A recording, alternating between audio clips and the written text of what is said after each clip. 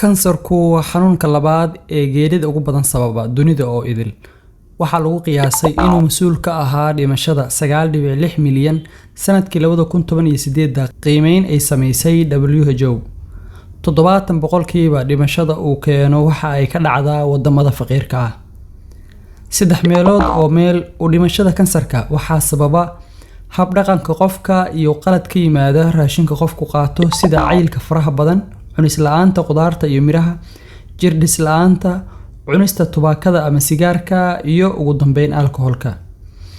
ku soo dhawaada muuqaalkeena maanta oo uga hadlayno waxyaabaha ugu badan ee kansarka keena iyo qaababka lagula tacaalo ama looga hortagi karo.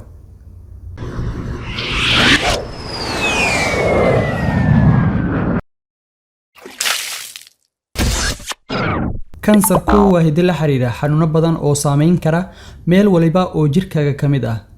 sidaa oo kale waa xanuun si degdeg ah u badiya unugyada qaybta uu ku dhacay, korriimo xad dhaaf ahna ka sababa ilaa xubintu ka weynaato qaybta ay jirka ku lahayd, cudurkuna ku baaho qaybaha deriska la ah xubinta. kansarka sida degdeg ah loogu dhinto waxaa booska hore ugu jira kan ku dhaca sanbabada iyo naasaha. kansarka sababtiisa ugu badan waxaa leh caabuq qofka soo wajaha sida caabuqa beerka ee hepatitis-ka iyo fayraska noocyadiisa kala duwan. sidee looga hortagi karaa kansarka? 30 ilaa 50% kansarka waa laga hortagi karaa iyadoo oo la iska ilaalinayo waxa sababta u ah isla markaana la raacayo tijaabooyin hore loogu guuleystay. waxa kale ee looga guuleysan karaa in la joojiyo fidistiisa xilli hore marka uu qofka ku dhaco. hababka looga hortagi karo: 1. miisaanka oo haddii uu qofku cayilan yahay iska rido. 2. cunista raashin caafimaad qaba waa kan aan soo marin warshada sida qudaarta iyo miraha. 3. jirdhis joogto ah. 4. iska xaqiijinta cudurrada lagu kala qaado galmada ee kansarka keeni kara. 5.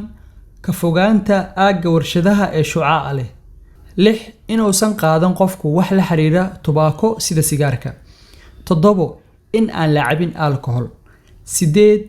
qaadashada tallaalada looga hortagi karo fayraska keena kansarka. 9.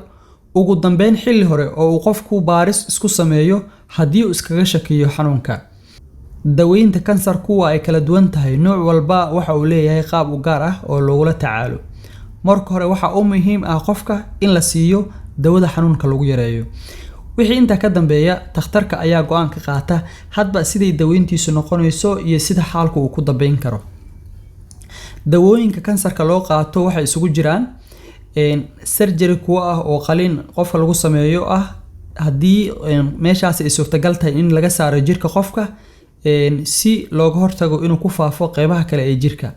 sidoo kale waxay noqon kartaa chemotherapy oo ah dawooyin qofka qaadan karo isla markaana lagula dagaalami karo fidista kansarka meeshiisaasna lagu gubi karo ama lagu joojin karo. ama wuxuu noqon karaa radiation ama radiotherapy oo ah qofka radiation lagu shido si lagula dagaalo ama loogu baabi'iyo kansarkaasi meesha uu jirka kaga yaalo.